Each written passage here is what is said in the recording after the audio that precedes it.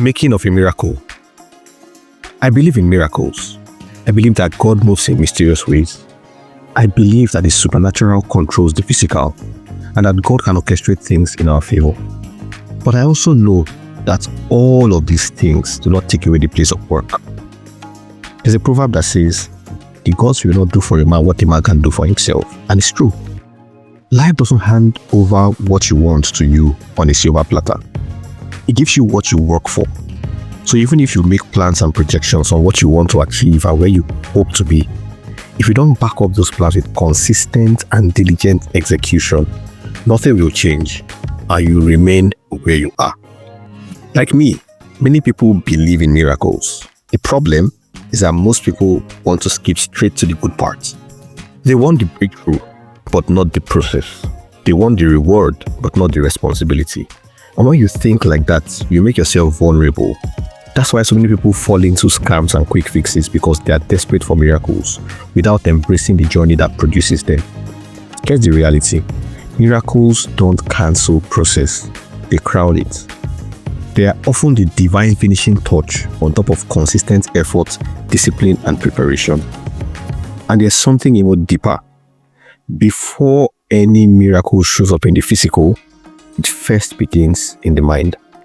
You start becoming the person long before you are given the title that announces your status. A king thinks like a king before he sits on the throne. A leader carries the mindset of a leader before the position arrives. The qualities come first. Recognition follows. Now let's be clear. Miracles happen when things beyond our control align in our favor. And that's why we pray. That's why we believe. Because there are dimensions of life that discipline alone cannot unlock.